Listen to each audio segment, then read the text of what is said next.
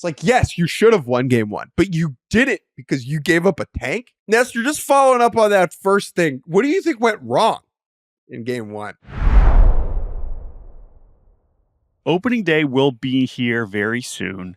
And on this Friday edition of Baseball Barbacast, we're going to open the mailbag because, as we said, spring training is only going to give us so much to talk about. And you fine folks have been giving us some wonderful emails.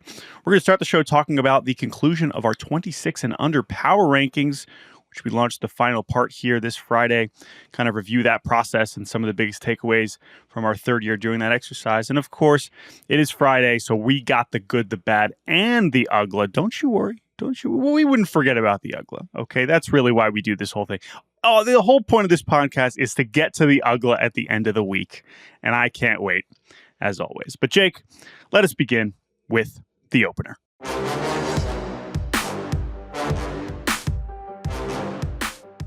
We're nerds. That's right. That's why I'm drinking out of my Fangraphs mug. Which you can see on the YouTube and hear maybe if this microphone is good enough. Jake, you say that because we have been doing this project. We have taken on this challenge, this privilege to rank all 30 Major League Baseball teams by all of their talent, ages 26 and under. This is the third year we have done this project. We came up with it's funny you say we're nerds. This scoring system that we came up with is like the least scientific thing ever. And yet when we shared it with people in baseball, they were like, yeah, it kind of makes sense. Like people who are like working on very advanced models that are, projecting the entire league's future. They're looking at our silly 10-5 scoring system, which we can explain here on the pod for people who haven't seen. They're like, that kind of works well. I will say I did have one very high-ranking, notable baseball front office official tell me that there were flaws with it. Yeah. And I said, they're right. I said, yep.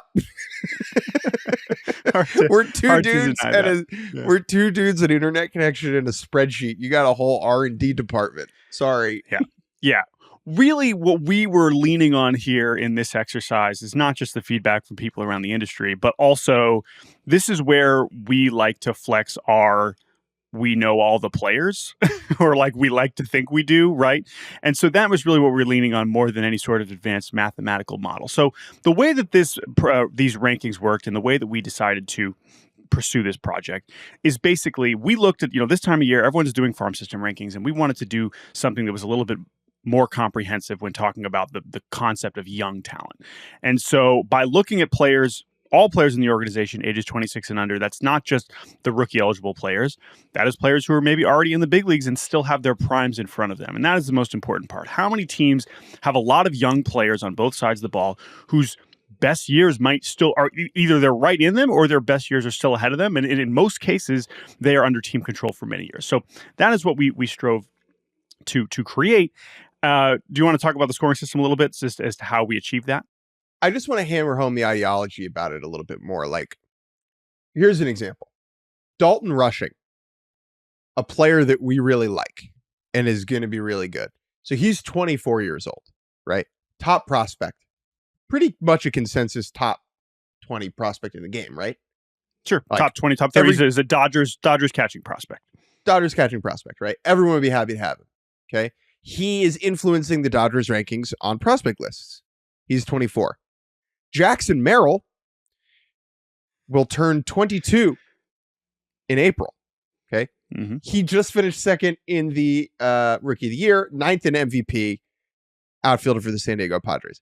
Every team right now would rather have Jackson Merrill than Dalton Rushing, right? With all due respect to friend of the show, Dalton Rushing. Okay. Production at the big league level is so much more valuable than the possibility of production at the big league level, right? As much as we love prospects and we are fascinated by them as a thing, they are less important than the players who are currently playing for the major league team. And the rankings, the prospect rankings, is important and as helpful as they can be. Like, they pale in comparison to, they leave out an enormous aspect of it. They leave out the Jackson Merrills of the world, yes, who are still essentially prospect aged and under team control for a long time, but are no longer prospect eligible. And part of the reason that the team control thing is important is because of the economics of the sport right now, right? So if you have a player who's 22 years old and really good, you are paying them the minimum, basically, which is like $900,000, or I think it's 800. It's around there, whatever. 700, 800. Yep. You're paying them peanuts, right? Mm-hmm. So that means you can, if you want to, go to free agency and go get some help. This is how the Chicago Cubs won the World Series in 2016. All those core players were young and under team control, so they could go out and pay for John Lester, right? That is how you build teams. You build sustainable winning in that way. So what this exercise is doing is looking at which teams are basically set up the best for sustainable winning, young talent moving forward. Yes. And the two other things I would say about that before we can get into some specific teams is, as we mentioned, there's value in the farm system rankings, but the premise of farm system rankings coming out and being like, oh man, this team has a top 5 farm, like they have a bright future. It's like, maybe, but it's not as likely as the team that has 3 really good 25-year-old major leaguers, because they are already way far ahead of the team that has some top prospects. I mean, we don't have to explain the fickle nature of prospects. Just look at the 3 Jacksons from a year ago, right? You mentioned Jackson Merrill, we mentioned Jackson Chourio, we mentioned Jackson Holliday. Now, the Orioles still rank quite favorably on this, but it ain't because of Jackson Holliday. I mean, he helps to still be around and could still be a good major leaguer, but not in the same way that Jackson Merrill is buoying the Padres ranking or Jackson Chourio is buoying the Brewers ranking. The Orioles just happen to also have Gunnar Henderson and Jordan Westburg and Golden Cowser and all these other guys that are helping their rankings, because if they were leaning entirely on Jackson Holliday, the Orioles probably would have gone down compared to their number 1 ranking last year, right? Jackson Holliday a year ago, we were like, oh man, like even though he's a prospect, this is one of the guys you're really banking on. So I think that's really the main purpose. And so when we reference our non-scientific scoring system, the way we did this, we scored every team by 4 different categories: young major league hitting, young major league pitching, prospect hitting, prospect pitching. And for the young major leaguers, we should have added a 5th category, which is dog. Like, does this org have the dog in it? Do they have that dog? Yeah. How would we have done that? Out of 10, out of 5, out of 100? Yeah, out of 100. Like, I mean, it just players don't matter. I mean, do you have the dog again? That's all. Yeah. Well, again, and we could have, should we have added a developmental track record? That would have been kind of amorphous, but we sort of adjusted for that as we done this. But the point is, the major league categories, we score teams up to 10, and the prospect, we score teams up to 5. And so that was our way to kind of artificially give teams with young, good major leaguers the opportunity to score higher. And that is how we ended up with what we believe is a little bit more of a balanced look at these teams. Now, at the same time, when you look at the total scores across the league, it's not a huge variance between the team at the top, because with the scoring system, the most you could score is 30, and the teams at the top scored 20. So it's not like we had teams nearly maxing out every category, because that's just, baseball's hard, and almost every team has at least one flaw in this scoring system. And to me, that was one of the most fun parts of this, to be honest, is that every single team, there was at least one category where you were like, well, I don't know. And that is a reminder of how hard development is at the major league level in particular. So let's get into it. I know we introduced the program or the project a couple weeks ago, but now that we have arrived at the top 10, let's talk about some of these teams at the top. We ended up putting the Boston Red Sox at number 1. They jump up from number 12, and that's a team, of course, you are going to see at or near the top of a lot of farm system rankings. But for Boston, I think is pretty simple. The reason they ended up getting all the way up to this part of the rankings at the very top is trading for 25-year-old lefty Garrett Crochet, who is someone that can skew the rankings in a very big way. And when you also have young major leaguers like Tristan Casas, like Willy Abreu, and a perfect score in the prospect hitting category, as most people who follow prospects already know, that's going to get you up to the top of these rankings. They were one of the most balanced groups. I also think for the Red Sox, their trio of hitting prospects in Marcelo Meyer, Christian Campbell, and Roman Anthony, like that group is so unique because of their proximity to the big leagues and the likeliness of impact amongst that group. Consensus really amongst evaluators that people are a little bit more split on Meyer, but as far as Anthony and Campbell go, like both those guys are top 10 in essentially every list, right? And they're both probably going to be in the big leagues this season. And we just felt like that group, one of those guys is a perennial all-star. Like one of them is. I feel really strongly that one of them is. I don't know which one, because this stuff's hard, right? But that is just so rare. And I think Jet packed them up to the top in my mind. Can we actually go to the bottom? Sure. Yeah, the bottom is just as interesting in a lot of ways. I'd actually like to start at the bottom and we can go back to the top. Just because it's such a fascinating quintet down there. Phillies at 30, Rockies at 29, White Sox at 28, Marlins at 27, Yankees at 26. You have these two perennial contenders in the Phillies and Yankees bookending the three worst teams. Yeah. Right? Three, like, yeah, I mean, Marlins and White Sox comfortably, and then teams. obviously by most projection systems, the Rockies are in that bottom three as well. And it's just, I'm fascinated by that. The Phillies are in last because you just look at the roster, there's no children. Now Stott and Marsh barely miss. And this is part of the issue with our cutoff. It's arbitrary. You have to cut it off somewhere. But it is a reminder, and there are good prospects that the Phillies have, and there is this core of players that exists, but it just gives you a little bit of pause about their future, I think. Yeah, and that's really where, if we're going to hit one more thing on the bottom, which I think we might have mentioned when we first introduced it, but earlier editions of this list, based on the scores that we had the Yankees even lower at 30 or closer to 30. And to me, I ended up flipping the Yankees ahead of these other teams because even though with Luis Gil not counting by a few months, there is so little pitching to speak of, and the top of their farm system right now is a little bit shaky. For them to have at least two everyday major league players in Austin Wells and Anthony Volpe is just more than basically all these other teams have to say right now, except for the Rockies with, Tovar and Doyle, or I guess Doyle ages out slightly. But like, I'd rather have that than what the Phillies are really banking on with the top of their farm system. As exciting as Andrew Painter is, as exciting as, Aiden Miller and some of those other guys are, like, I'd rather take the guy that's already doing it in the majors than those guys at this stage. And I think we had to credit the Yankees for that relatively. The Yankees and Phillies are good in large part because they've spent a lot of money on signing good free agents and retaining good players. That is how these two teams have built this era of winning. It's not that complicated. And what that means is you forfeit draft picks, and you also are trading prospects. That's a way to do that. I mean, Dombrowski's done that for a long time. The Phillies are one of the best teams in baseball, but it does come at a cost to a certain degree. And if anything, this highlights how the Phillies window, while still a very, very, very, very good team, is really reliant on those veterans at the middle or back parts of their prime to remain good. Now, we got a lot of comments about the Marlins, White Sox, and Rockies being down here. Like, oh, these are teams that have youth movements and the future is dark. Yes and no. I think the future for these teams is hazy. It is not proven. Like, they are on distant. It's distant. I mean, exactly. Yeah. How do you be a good major league team? Have young impact players. That's like most good teams have those things. And the Marlins, White Sox, and Rockies are bad teams in large part because they do not have those things. Now, they have varying levels of good in their farm systems, but they just have such a dearth of big league talent right now that's where it kind of shines through.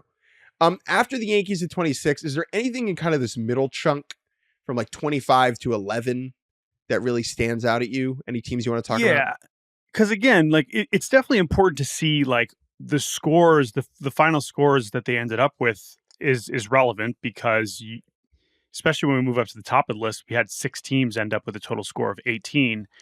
And that means that you could kind of shuffle. We ended up shuffling them in a lot of different orders. And I think that the teams that were most difficult to evaluate are those teams that have one kind of, as I think it is, I've heard this term often referred to as the aircraft carrier, right?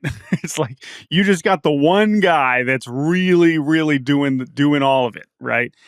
And that's teams like the Royals. I mean, if the Royals don't have Bobby Witt Jr., they're last pretty comfortably. If the Padres, for example, now the Padres are different because they have Tatis and Merrill, and a year ago Tatis alone was keeping them pretty high in the rankings. But that's a team because we're not necessarily valuing prospects at the lower levels, although I know they're rushing their teenagers. That is a thin farm system right now, and they also don't have a lot of young pitching that's major league ready either that's not relievers. So Tatis and Merrill are carrying them, but if they only have one of those, how high would they be? And then the Mets with Soto. Soto obviously breaks this whole project since he's still 26. I'm honestly looking forward to doing this next year where we don't have to try and figure out how to do Juan Soto again. That will be nice. And then Vlad Jr. is the other one that I believe their extension, like that was a tough one. So we had the Blue Jays young hitting at 8. And now they have a bunch of other guys besides Vlad, but Vlad, didn't come to an extension like the day that we published the Blue Jays ranking. And I think if they had extended him, I might have made them a 9 or a 10 and they maybe jump a couple spots, because then it's like, all right, at the very least, we know they have Vlad forever. But now we can't give them too much credit, because in that case, we know he's probably gone in a year. Yeah. And that's like the internal gobbledygook we're doing ourselves. I'm trying to think if there are any other teams that kind of in the middle, because I want to talk about the top for sure. Yeah, I was a little surprised, like where the Cubs and Cardinals are at 16 and 17 next to one another. Cubs at 17, Cardinals at 16. The Cubs farm system is ranked pretty highly. I think we were maybe a little lower on the entirety of what they have in the system, both at the big league level and in the minor league level. And then the Cardinals are just this fascinating, like the Cardinals are so weird, dude. I mean, I'm excited to talk about them more as we approach season preview territory, but they were a situation where there were few teams, and by the way, this is still true even projecting forward, there are a few teams that are projected to give as many plate appearances to 26 and under players than the Cardinals. I mean, it is a ton of guys that are going to be getting a ton of run this year. And some of these players might not be good, right? Like the steps back from Jordan Walker and Nolan Gorman last year were very scary, but they're going to get chances to have a mulligan this year. But when you consider Mason Wynn and Burleson and both of their catchers, right, Herrera and Pages, Victor Scott and Ciani in the outfield, like, and there's probably more coming. They're going to start playing Sajasi. They're going to start playing some of these other guys. Like they're going pretty young here. And so at some point when you have that many players who are playing every day in the majors, your score is going to reflect it. And then also Mason Wynn's breakout, I think, helps a lot as well. But the Cardinals being right in the middle, I think at this point next year, they will either be way higher or way lower. Yeah. Because I think we'll have they're either 10th or they're 23rd, because we're going to learn a lot about this group. Right. It's like, either this group of young players is good or they are not. Right. Yep. And Great at this call. time next year, we will know that. Let's scoot on up to the top 10, because there's a group of teams that's just bunched here together. Nats at 10, Guardians at 9, Pirates at 8, Braves at 7, Brewers at 6, Dodgers at 5 are all scored the same. The Nats were really weird, really tough to do because of where their talent is at in its timeline. So specifically Dylan Cruz and James Wood, both of whom were consensus top 10 prospects last year. Cruz is still prospect eligible. He's like a top 5 guy, basically everywhere you look. Neither of them, Cruz or Wood, have had big league success, sustained big league success. Both were in the bigs last year, showed some good things, not sustained. If they were prospects, I think people would be like, oh, wow, this is coming. But we're in this bizarre middle ground where we've seen them be fine, but not like fully capture it. And so they just fall in this bizarre crevice that is very rare. Now, this time next year, I think we'll have a pretty good idea how good these two dudes are. But the Nationals as a whole, they feel like they're in this holding pattern where I would have loved to just evaluate them a year ago or a year from now, and not right now. Yeah, I think that's valid. I think what's interesting to think about with the Nats is with those two guys, like in the world where, so we have them at an 8 in the young major league hitting and a 2 out of 5 in the prospect hitting. Let's say Cruz and Wood this year had yet to debut and were both projected to start in AAA. Their prospect hitting would be a 4 or a 5, right? A 5. And we'd probably be probably a 5, right? And then we'd be dropping their young major league hitting to like a 4 or a 5. So they probably would move down in the rankings overall. But this is where we also have to mention, like, all-star shortstop C.J. Abrams. And I know he didn't finish the season awesome, but what him and like Luis Garcia had a quietly really good season last year too. Like they have other pieces here. And then I think based on the feedback also, the Nats have a lot of pitchers. They have a lot of pitchers in this group who are like, again, how many of them are, future, like, hell yeah, starting game 1 of a playoff series? I think we're still waiting to see. Those guys might be in the minor leagues, but this is a big portion of the rotation, right? Gore, Obviously, Mitchell Parker, DJ Hers is a guy who, at the very least, is going to be a good reliever. I know you're big on Jose Ferrer. He's definitely someone I think a lot of people are going to learn about this year. And so they ended up being a little bit more balanced than we thought. And I felt like the Nationals were a team that were much lower when we started this exercise. And I think we just realized like they are the team that we really do want to highlight because they do have young ascending talent in the major leagues that we believe in. I'm so worried about Abrams as a defender, though, dude. Like, he was awful. Yeah, at shortstop. Abrams is one that, again, we'll probably learn a lot here in this upcoming season. But I don't want to discount what he has shown at times. Let's go to number 8, which is the Pittsburgh Pirates. Man, we wanted to drop them so badly. Like, so Pirates Guardians was an interesting debate. Pirates in general. I mean, here's the thing: they have more pitching than anybody. Basically anybody. If you combine major leagues and like on the cusp of the major leagues, and when you're obviously going to give them as much credit as possible for Paul Skeens, who is the most valuable pitcher in the sport, you can debate whether he's the best pitcher in the sport, but he's making a whole lot less than Zach Wheeler or some of the other candidates. Every single team would give their best pitcher up for Paul Skeens right now. Yes. And it's not even, correct. They wouldn't blink. They wouldn't blink. Exactly. And so you can't give them enough credit for Paul Skeens, but when you also consider in Jared Jones, when you consider Bubba Chandler and Thomas Harrington and so many of these other guys who are already in AAA and succeeding and are going to pitch in the big leagues this year, we wanted to keep going the Pirates, but then when we put the scores in there, we're like, oh my God, are we really going to have the Pirates who have had however many losing seasons in a row? It's like, this is where we had to adjust. I love what they have, and I have very little faith in the future of the organization. And that made it hard. Relationship between those two things is just so unique. And that's just because it's been such a catastrophe over there, especially on the hitting side. Like, they have not shown an ability to develop homegrown bats.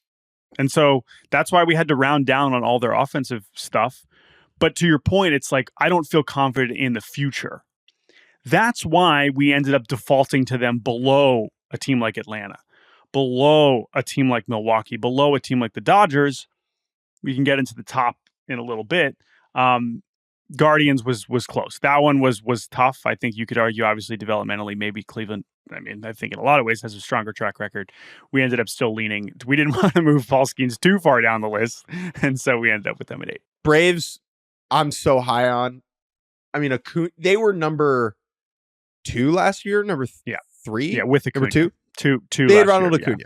They had Acuna and Strider, both of whom got hurt. Strider still eligible. Acuna ages out. Spencer Schwellenbach showed up and was awesome. Michael Harris is still really good. And I'm really high on 2 of their prospects. Drake Baldwin, who's a catcher, and AJ Smith-Shawver, who's a pitcher. These are just 2 guys I think are like, I'm high on them. And they're ready, right? Proximity is important, and Drake Baldwin was awesome in AAA. So I don't know if Smith-Shawver is ready quite yet. He's still only 22, and he's been in the big leagues. But he didn't start he didn't start pitching until he was like a high school senior. You know, like he was like a quarterback. So the Braves I was fascinated by, and then the Brewers is just quantity. Like the Braves are quality over quantity, and the Brewers are the exact opposite. Where it's like they just have a ton of dudes who are 26 and under. And like they're the Brewers, and like some of them will probably be pretty good. Churio, right? So like Churio kind of puts them to the top of this bunch. But yeah, I mean Mitchell, Terang, Frelick, Joey Ortiz, like just an incredible amount of amazing defense. And yes, Caleb Durbin, who is going to be a major leaguer, I think, on opening day with the Milwaukee Brewers, from what we can tell. We'll see what role he is in exactly. Oh, right. They're in New York. That's amazing. Caleb Durbin, homer, top 9 off Devin Williams. Yeah. There you go. Top 5 in this group. Dodgers at 5, Reds at 4, Mariners at 3, O's at 2, Red Sox at 1. The Dodgers are so bizarre. Their big league young hitting is just bad. Like, it's not... Like, Andy Pages might be okay, but we will never know. I think Pages is decent, but he's not going to get a chance to prove it on this team. And then Ha-Seong Kim is like, we don't know what he is yet. I mean, obviously they believed in him enough to give him $12 million, but we don't know what he is. Again, we like Dalton Rushing. We like Alex Freeland, super underrated. Like, we believe in their development, and they have a million other young pitchers that are in AAA, and now they also have Roki, and Yamamoto is still young enough for this. So that's why they ended up getting up there, because of all the pitching. And by the way, here's another thing. Can I also just say this too? You know who else a lot of teams would love to have? Bobby Miller. Yeah. Like, there's a lot of teams that would love to have Bobby Miller, and he's, their ninth starter. So that the pitching helped them, and then we defaulted. It's the Dodgers. I don't really feel bad about that at this point, as much as people want to roll their eyes.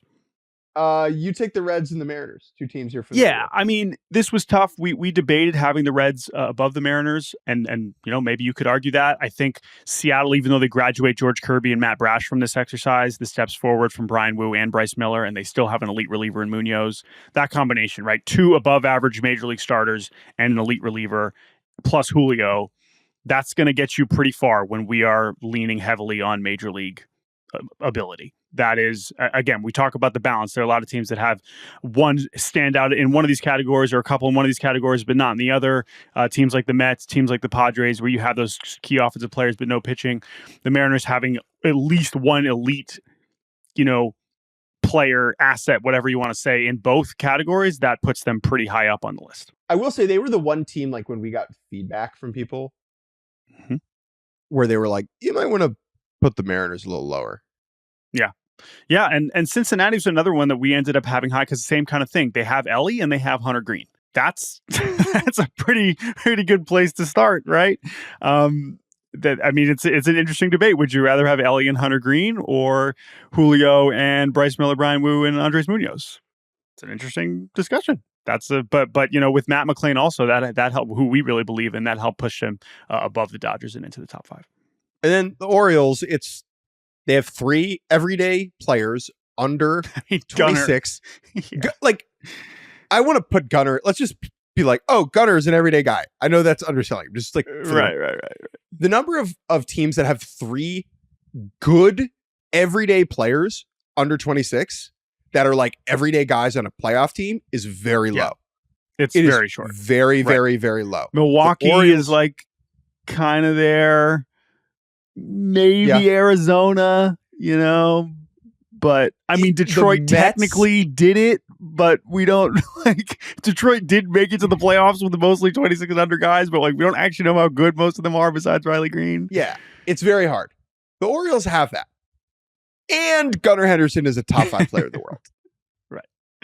So that is why they are there, and they still have more coming, right? I mean, my God, like Basayo, the home run he hit yesterday. Kobe Mayo is still a top 30 prospect that a lot of teams love to have. Bradfield's going to be in AAA this year.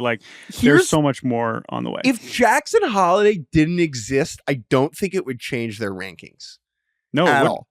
It wouldn't change it, and that's banana land because he was the number 1 prospect in baseball last year. Exactly. Yeah. Kerstad, right? Kerstad might be awesome, and we just haven't really found out. That's another guy that a lot of teams we'd be like, there's a version where Kerstad on a lot of other teams got 400 plate appearances last year and had a 120 OPS plus, and he's like a big part of some other team's young MLB hitting category. And instead he's just like auxiliary. Yeah. So he could have just done what Kowser did last year somewhere else. Sure. Yeah, totally. Anyway, Red Sox. We talked about him, Red but Sox. We say this a lot on this pod. Justice for Chaim Bloom, okay? Chaim Bloom, former chief baseball officer of the Boston Red Sox, who drafted or signed most of these prospects that are, pumping this ranking, including the guys who were traded to the White Sox, right? Yeah. Yeah, I mean, he was axed at the end of 2023, so he was part of those drafts in 22 and 23. Yeah. So I guess not Braden Montgomery. That wasn't him. Sure. But that's okay. Sure. But yeah, no, I mean, whatever. We've made this point. Other Red Sox people have made this point, but the Crochet thing is a huge deal, and I also don't think we should undersell Casas, Abreu, Rafaela. Also, I know Casas dealt with injuries. Rafaela is a super weird player. Him and Bayo are like super X factors for them this year as guys they extended and had very uneven seasons. Rafaela has one of the worst plate discipline profiles I've ever seen, but his physical tools are marvelous, and he was still, I think, technically an average player based on the speed and defense. But yeah, I mean, his OBP is going to have to improve at least a little bit for him to be tenable as a major leaguer. I dug into him actually this morning. I'm so out. You're so out. I'm so out. I don't think he's going to get the amount of run he needs there, where he needs to go be on a really bad team and just have he's going to have like another bad offensive season and then like a mediocre one. And then I think he could figure it out in the way that like the White Sox let Lucas Giolito be horrible that one year. Yeah. Right. He's really interesting. I don't, again, like, they don't have to stress about it because they have all these other guys. They already obviously have other great hitters, but how he fits in, he could end up being the most expensive, utility player in the league, which is fine. Again, the Red Sox should be able to afford that, and like he can bring value, but he's super interesting. And then Bayo's another one where they, extended, and he was really, really good in the second half, and I still mostly believe in him. So, but yeah, those two are really interesting. But Cassis and then Crochet. I mean, Crochet also is kind of a weird inclusion in this because of his career trajectory, and if they don't get an extension done with him, maybe we shouldn't be giving them too much credit, but I think that they will, and I think that they deserve to be number one on our list. And of course, Alex Bregman is young and heart. Those are our 26 and under rankings. Go read them if you want, or don't. I mean, it's free. It's free country. Give us a click. We wrote a lot of words. There were a lot. This was a lot of words, folks. So thanks. But hopefully an easy and fun read. So check it out. At Yahoo. I think we had fun with it, and we hope you guys enjoyed this conversation. All right, Jake, let's take a break. When we return, it's time to open the mailbag. We'll be right back on Baseball Barbacast. And welcome back to Baseball Barbacast. Jordan, what is your relationship with your mail delivery person? Like, do you know? That's a great question. Living here in small town America, I do definitely like recognize. It's like, oh yeah, that's the same person who delivers the mail most of the time. So in that sense, I do have that experience. But it's not like I'm sitting out down there, sitting on my porch, waiting to wave to them. So what about you? I have a relationship with the UPS guy. Okay. Oh, right. Because that's also, there's a few different categories of how we receive mail. Yeah. Like the way that we call each other boss.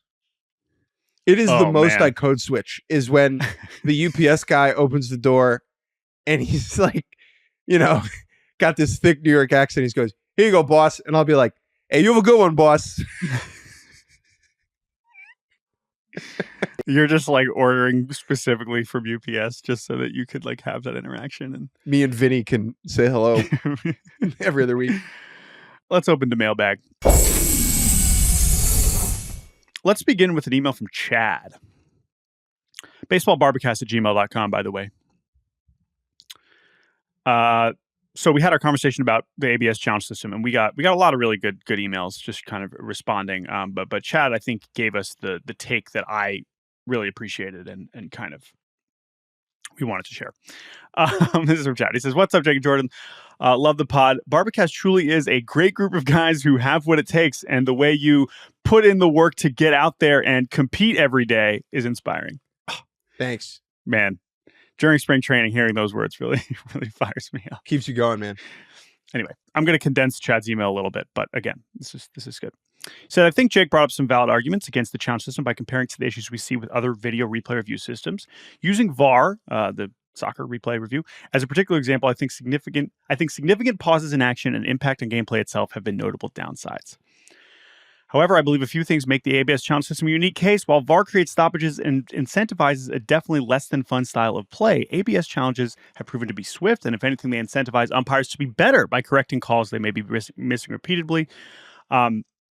Although some players have been fairly loose and casual with their challenges during spring training, there would be virtually no incentive for players to challenge calls during the regular season if they aren't reasonably convinced they'll win the challenge. More than that, however, I think we may be overlooking how the challenge system may actually add to MLB's entertainment value for one primary reason: the players themselves initiate the challenges. As far as I know, referees initiate VAR and coaches managers may challenge plays in the NBA, NFL, and MLB. There is very little that is compelling about these systems beyond ensuring the right call is made. But when players themselves initiate the challenge, I am compelled by a variety of scenarios. A player like Juan Soto is an obvious candidate who's someone whose greatness we may actually be able to admire even more should he challenge calls to a high rate of success. On the other hand, we may get a look into the unfortunate overconfidence of players who actually suck at discerning the strike zone. How about potential player-umpire rivalries being brought to light? Maybe some pitcher thinks Hunter Wendelstedt is just the worst and challenges him on any borderline call whenever he's behind home plate. Of course, the best answer is ever and always to promote and hire the better umpires. Nevertheless, the potential positives of the ABS challenge system pretty easily outweigh the negatives for me, but I'd be curious to hear your thoughts. Thanks, Chad. Good point. So I was maybe a little too cranky last time with my ABS take. This is a great point. Like, the players are doing stuff. That's it.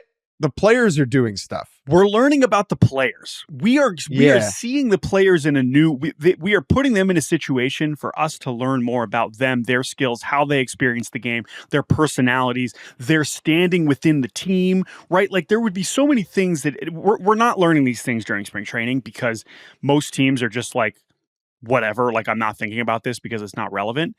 But in a scenario where strategy becomes involved, where who gets to actually challenge becomes involved, right? That would illuminate things that would be fascinating. I often talk about there are only so many situations where the teams basically have to tell us how they feel about their players. I know that sounds weird. You could say, oh, well, it's who's batting in the lineup, who's starting, who's this, or when they get added to the 40-man. Like, this would be a very specific kind of way that we would learn players' standings within teams. Now, it's possible some managers would be like, I trust all my players. If you think don't do that, don't do that. You know that Hunter Wendelstedt screwed up, like, go let it be known. But I think that would be fun. And I do think that, again, it is so different than just seeing the manager look to his video replay guy in the tunnel and be like, do I have to challenge this safe out call? Like, that wasn't fun at the time, and it still isn't fun. There is one other sport where players do challenge, or at least to my knowledge, and that's cricket. What about tennis? And that's also fun. I guess, tennis. Did you say tennis? Yeah. Are they do initiate it? That's not just based on if it's really close? Yeah. I believe so. Okay. Because I know, like, in I know, like, in volleyball, like, if the ball's out or not, like, that's based on, like, the coach has to do that.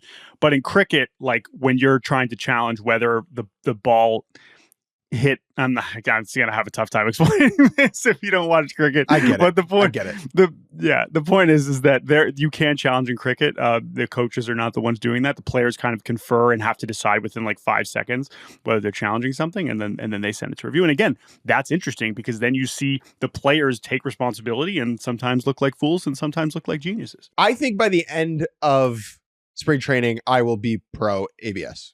I think I just need to open my mind. I think I need to be presented with new information and have more experience around this thing that scares me, and then I will be okay. But that's okay. That's humanness. Who's our next email? Thank you, Chad. Speaking of humanness, our next email is from Jeffrey Brown about Paul DeJong, a human. What's happening, BBQ boys? You may remember last year I sent in a field report from the South Side in which I highlighted Paul DeJong's role in the White Sox as a sign of them not having the best roster. Wasn't meant to be a slight against him. Happy he had a role in the show, but now my Nats have signed him, and I have no choice to believe this is some kind of sick joke against me personally. It's true, Jeffrey Brown. What are we doing? Signing a guy who can't get on base, and we have 5 prospects fighting for the hot corner. I'm upset with ownership, with Michael Rizzo using full name because I'm mad. And yeah, I'm mad at Paul DeJong. Oh, you can't blame him for taking a deal to play? Yes, I can. I could do whatever I want. And what I want to do is channel my frustration with this team's lack of ability to develop prospects and lack of desire to spend into a hatred of Paul DeJong personally. Jeff, this is what fandom's all about right here. True. This is it's a manifesto of irrational baseball fandom.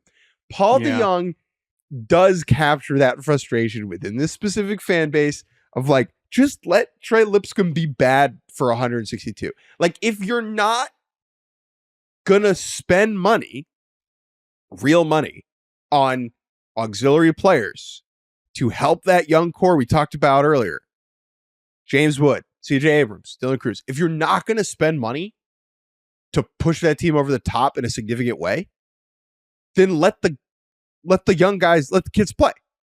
Yeah, don't spend money to block the kids. Yeah. Yeah.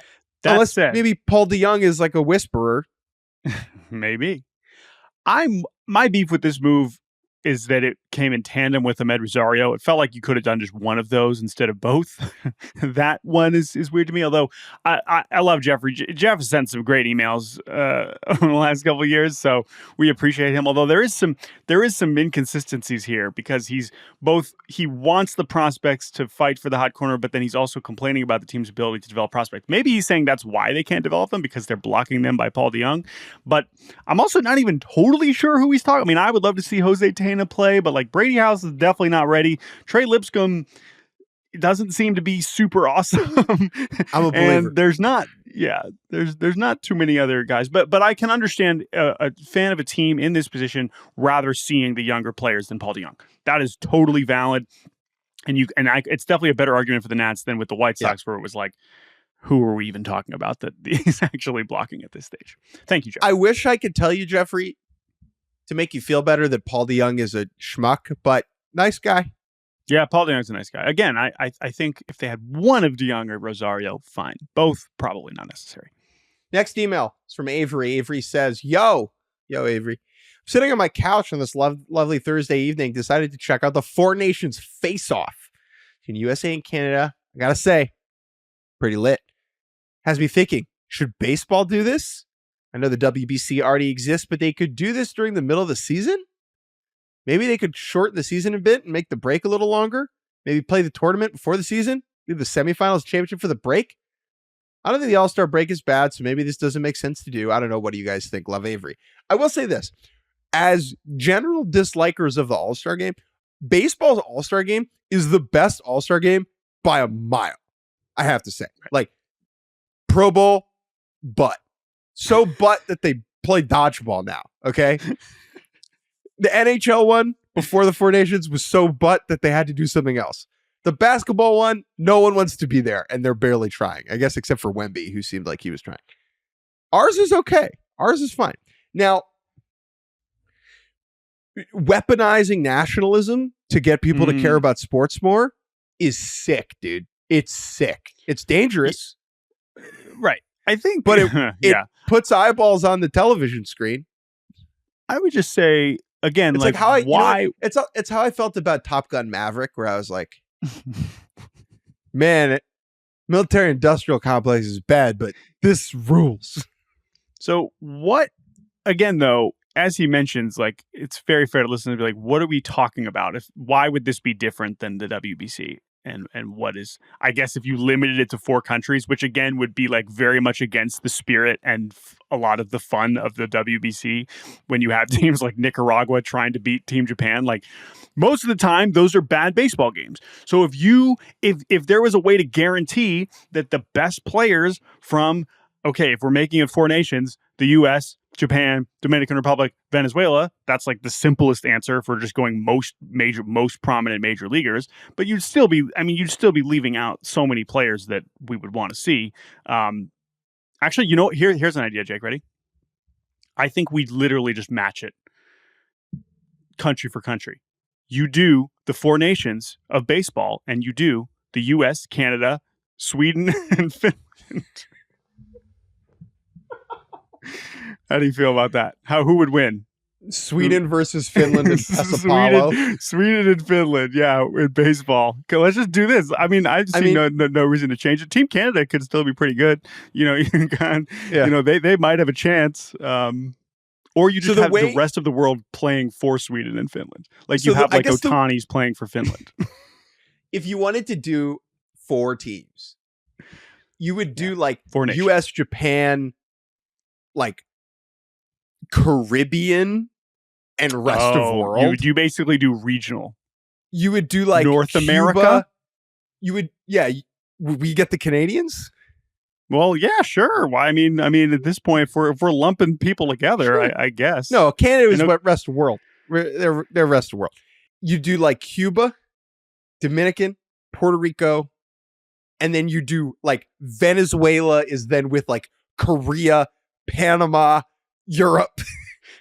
Like, here's the thing: if you just super simplify it. If you just did USA versus World, which there is some precedent in other sports, like that would be fun. I mean, the world team would, as we saw, and I know the Team USA was not exactly its best roster in the WBC last time, but it was pretty good. Like Japan did not need the Dominicans to beat us. Yeah. but at the same time, boy, that roster would be pretty fun. As cute as it is watching the Czech Republic, like no disrespect to the Czech Republic. Oh, yeah. And smaller countries like that. I would way rather watch more games of the best teams playing one another. Yeah. Like I would rather watch valid. the USA play Japan in a 3-game set in like than waste a time on Australia, Spain or whatever. Yeah. I have had that thought, even though again, like it's, I mean, we like it too. Hey, you want to say that to Sean Spradling's face? Okay. Yeah, dude. No, you don't. All right, Sean, that would be heartbreaking if you told Sean that we were literally only doing USA versus Japan. That would be bad news for him. And it's true. Look, dude, like I like, because again, these stories are awesome. Like we had qualifiers last week. We're gonna have more qualifiers coming up. Like we want baseball to be as global as possible, but I do agree with you that I am totally sympathetic to the sentiment of just like, it would be awesome to see the best versions of the best teams, which has obviously not always been the case for the WBC. I also think that this email, respectfully, is underrating how sick the last WBC was. Like, Ohtani has been my point. 100%.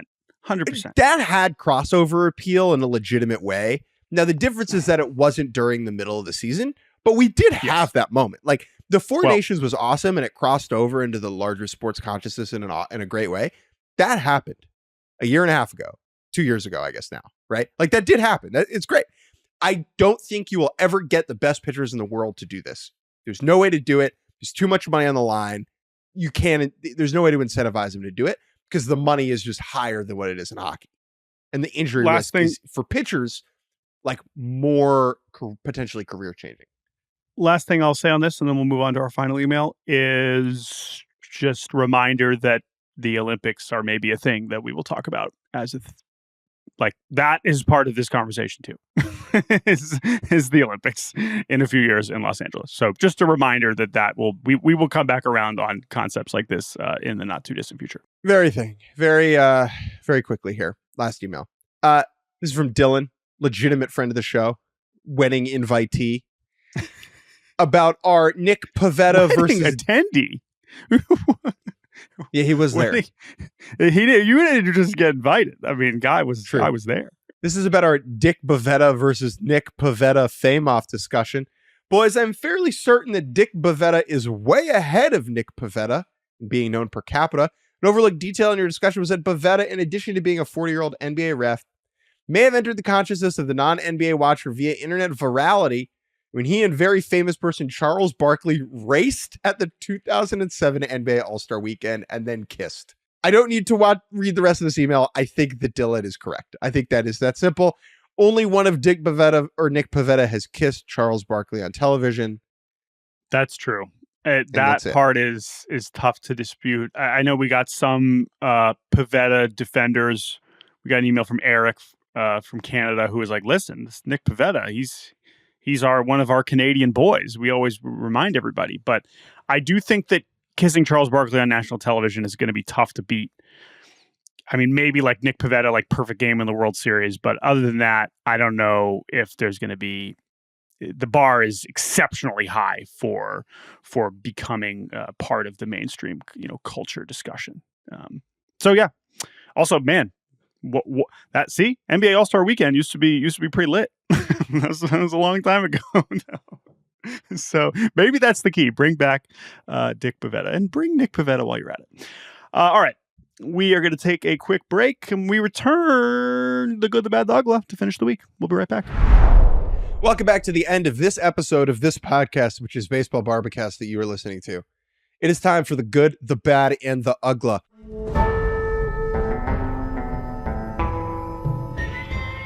One thing good, one thing bad, and one thing bizarre, wonky from the week that was. You begin, because I said so. My good this week is Kris Bryant. Oh my goodness. I didn't know it was possible that I would ever put those words in the same sentence again. Kris Bryant hit a home run with a 112 mile per hour exit velocity. His hardest hit ball in any game since 2017, which is an astonishing, depressing, and encouraging statistic. Yeah. The Rockies, I just want to give them some love, not just because Kris Bryant hit a ball hard for the first time in a long time and seems to be healthy, maybe, hopefully. Rockies are just kicking everyone's ass. They're dominating the Cactus League right now, and the vibes are high at Salt River. So shouts out to the Rocks. I am excited for our NL West preview for me to make the case that they are slightly not as bad as everybody thinks. Kris Bryant, That's good. Good, man. That's great. Nestor Cortez is my good. Because Nestor Cortez is hanging on, baby. Nestor Cortez, who is now on the Brewers, spoke about the Yankees World Series. This is via Newsweek. Quote, "We were the better team. They can talk whatever they want to talk, but we win game 1, which we should have. We lost 2 and 3. We win game 4, and we should have won game 5. Here's why this is good and not bad. It's just the level of irrational baseball confidence that is just inconceivable to me. Nestor Cortez, who gave up the walk-off grand slam to Freddie Freeman, saying that they should have won game 1. It's like, yes, you should have won game 1, but you didn't because you gave up a tank. I just want to, can we interrogate that specific part? I mean, all of this is so funny, but like, would you, like, if you could follow up, I would probably not do this, but this is our podcast and we're very separate from Nestor Cortez Jr. here. You've talked to Nestor before. I've talked to Nestor. He's a nice guy. Like, when you say you should have won game 1, like, what does that mean? Does that mean that you should have pitched better, or does that mean that you shouldn't have been in the game? Nestor, just following up on that first thing, what do you think went wrong in game 1? Like, yes, should the Yankees have won game 1 and game 5? Probably. But them pooping the bed is part of the story. Like, they didn't. I don't think you can watch the World Series and think that you were better. I just don't understand. No. One more thing. Still good. Nestor, nicknamed famously the Hialeah Kid. I was looking into that. Manny Machado is from Hialeah. Like, How did Nestor get this? I don't know. I mean, well, I don't know. Nasty Nestor is although I don't know. Nestor's such a weird pitcher. I'm really curious to see how he is how it goes this year because of how bad it ended last year. You forget that he was fine for like the whole year because the injury didn't happen until really late. Yeah, but also like pitched through probably a bad UCL in the playoffs. Yeah. Like he could just throw a pitch in April and be done. And that could be GG. Yeah, very possible. Nestor, we wish you the best. All right. That was not bad, though. That was good, just to be clear. That was good, yeah. That's all good. Okay. I know some people thought that was a bad quote, but we're putting it good. All right, my bad this week is baseball broadcast related. The poop game is dead, Jake. It's over. This is tragic stuff. This is heartbreaking, to say the least. What am I talking about, the poop game? Well, the Phillies broadcast, the NBC Sports Philadelphia, their chyron for the score bug for the last several years has essentially included the team's logos as opposed to their abbreviations. And because of that, whenever they played the Pirates of Pittsburgh, whose logo is also a P, at the beginning of the game, and as long as the game was 0-0, the score bug would read poop on TV. It would say poop, and everyone would look and say, ha, ha, ha, poop. But Jake, for some reason, hopefully not because of the poop game. NBC Sports Philadelphia has changed their score bug to become way more boring and way more traditional. They have abandoned the logos and have gone with the 3-letter abbreviations. And it's all over, man. There will never be another poop game. I guess I'll hold out hope that in the future, maybe the Pirates broadcast or maybe another version of the Phillies broadcast, we will have this once again. Yeah. But this is just tragic. This sucks. This was something I look forward to every year. Now, it just won't. Those Phillies Pirates games just won't really feel quite the same. They took an Imodium and the poop game is gone. My bad was actually going to be the poop game. So, sniped. Sniped. So what I'm going to do is this. I'm going to copy and paste the Nestor thing. I'm actually going to say that's bad now. Oh, okay. So now you're going to undo and then now do your good instead. That was my bad. So now I'm going to do my good. And my good is the University of Maryland Eastern Shore Hawks. Oh, hell yeah. I was going to bring this up. Go ahead. For those of you who are not locked into CAA baseball, Division I, the University of Maryland Eastern Shore Hawks were the worst team in the league last year. In the country. In the league, in the country. Well, also the league, but also the world. And that is it's because they went 0-48 in 2023. Just couldn't get hot. Just a couple bad bounces. That's true. What do you say? 2024. They went 2024. Thank you. 0-48. Not what you're looking for. Going 0-48.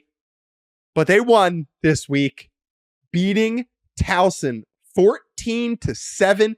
They went down 5-0 in the first inning, but they scrapped and battled back.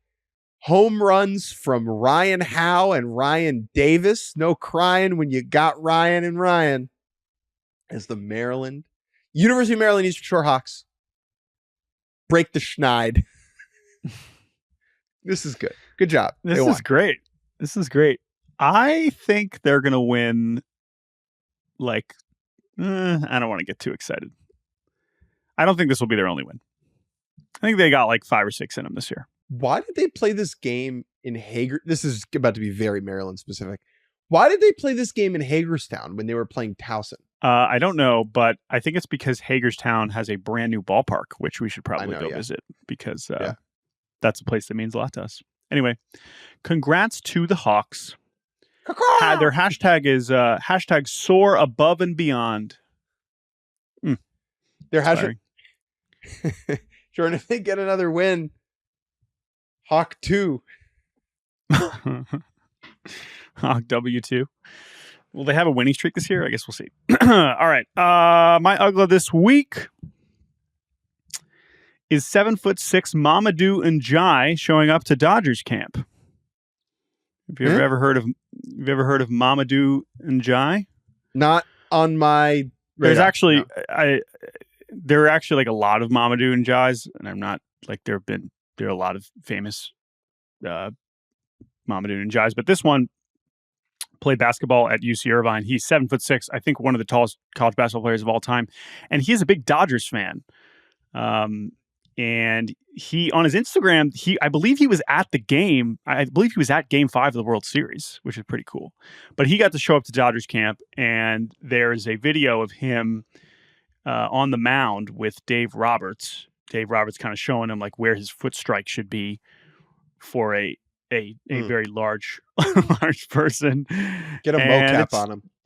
Yeah, right. And it's as ugly as it gets. But really what this kind of just drove me to just thinking about is because we had Wemby throwing the first pitch last year or a year ago.